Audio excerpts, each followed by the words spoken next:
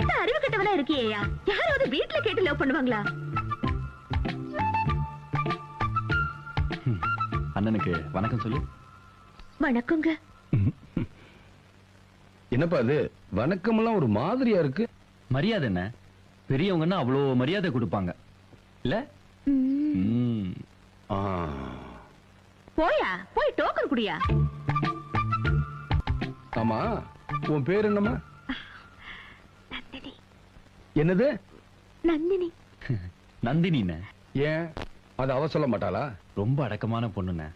இவ்வளவு பழகி இருக்கோம். என்கிட்டயே அதிகம் பேசுனது இல்லைன்னா பாத்துக்கோங்களேன். முகத்தை பார்க்காம எப்படிப்பா முடிவு பண்றது? நிமிந்த அண்ணனை பாருமா.